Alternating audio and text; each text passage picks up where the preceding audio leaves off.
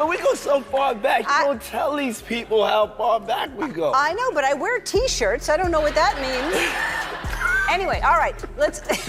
I mean... You hold that. Okay. All right. I got to take two if the joke didn't work. No, it's okay. I don't want no problems. No, it's okay. No, hold on. Listen up, there is new information coming to light about the real cause of DJ Twitch's death. Word on the street is that he was allegedly involved with Diddy in a disturbing way. Yes, you heard that right. Not only that, but it's claimed his wife, Allison Holker, knew about it and received payments from Diddy to keep quiet, allowing him to continue his affairs with Twitch. Apparently, Ellen DeGeneres played a role in pimping people out to Diddy, and sadly, Twitch was one of them. Ellen had already been under scrutiny as people started digging into her connections, especially after rumors surfaced about her involvement in Diddy's notorious parties. It seems Twitch eventually grew tired of being exploited and was planning to expose everything, which, tragically, led to his death.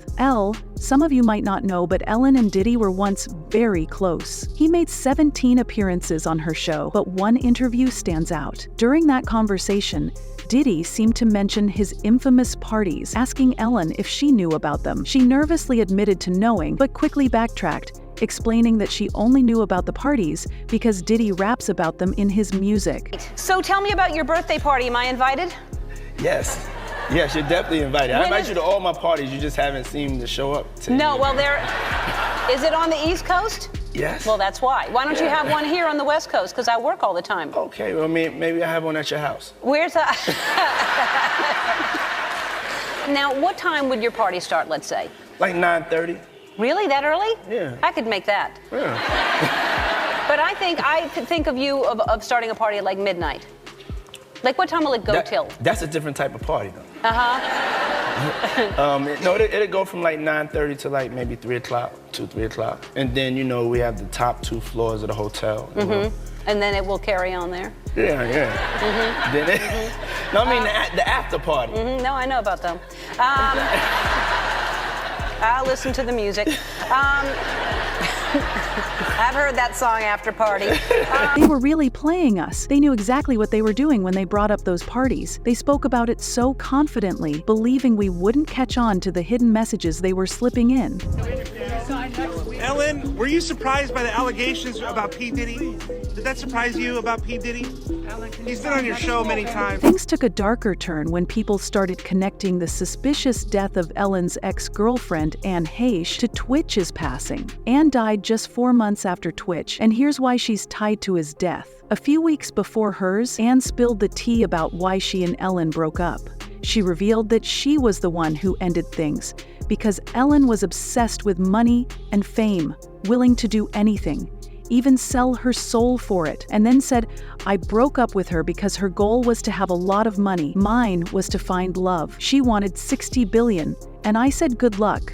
Our paths were never going to meet." Anne also accused Ellen of trying to have her committed to a mental facility, hoping to label her as crazy and silence her. Truth that I spoke, I was hit more, buried more, or despised more, and then had calculated visions and circulations of systems that spun me up and out of the system that would in any way challenge the fact that she was not telling her own truth but another's. Why do you think she tried to put me in an institution, folks? I called my mother. Guess what? 2 people who wanted more than anything to have my truth buried. It was not my timing. I did not and could not ask God for what that would be.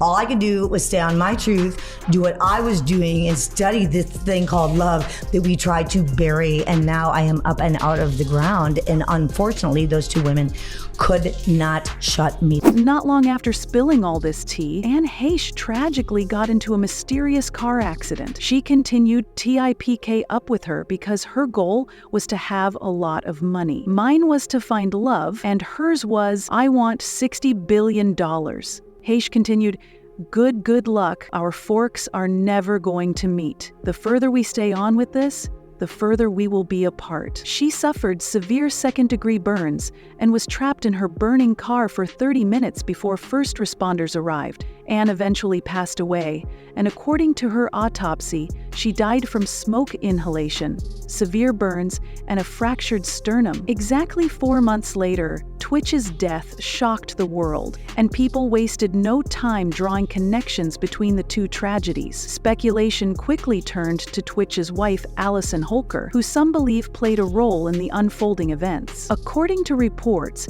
Twitch had checked into the Oak Tree Motel, just a 15-minute walk from the home he shared with Allison and their 3 children. When Allison realized he wasn't home, she tried calling and texting him, but he didn't respond. His car was still parked at the house, which was unusual since he never went anywhere without it. Growing increasingly concerned, she filed a missing persons report. The police acted swiftly, alerting the public to look out for Twitch. Shortly after, the Oak Tree Motel contacted authorities to report finding Twitch's body in the bathroom of one of their rooms. As RadarOnline.com reported, IGALNFM a Sele IIIERT shot wounded Tuesday. We can confirm his autopsy has been scheduled to take place today. It was later concluded that he died from a self-inflicted gunshot wound. However, many were skeptical about the official story. Twitch had never shown signs of suicidal thoughts and seemed genuinely happy with his family. While it's true that you can't always tell someone's mental state just by appearances, the circumstances surrounding his death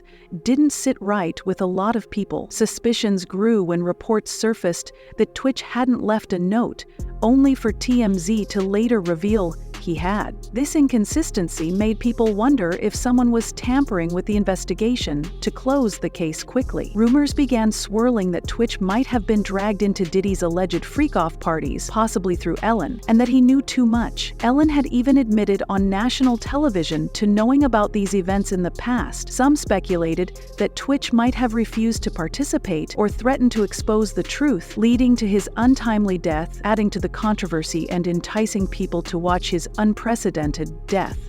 Adding to the controversy was the fact that Holker told the court. She said his net worth on the date of marriage was nil. There are no written agreements between Holker and Boss, providing for a non-pro rata division of the aggregate value of the community property, the filing read. With so many unanswered questions, the theory of foul play refuses to fade away. On Ellen, and Ellen was being canceled, people were looking at him saying, why are you supporting this woman? And I think that is just a lot of pressure. Human beings are not designed to handle that much pressure. And when I was talking about my experience, his face was like, I know. And he was just like, it's a lot. When it comes to Twitch's wife, Allison, opinions were divided after his passing. Some of her actions, particularly regarding Twitch's money, made many wonder if she played a role in his death. For starters, it was revealed that Twitch died without a will. According to Radar Online, the first thing Allison did was file a spousal property petition, asking the court to award her half of his estate. She claimed that when they married in 2013, Twitch didn't have many assets, so she deserved to inherit because she helped build his wealth. At the time of their marriage,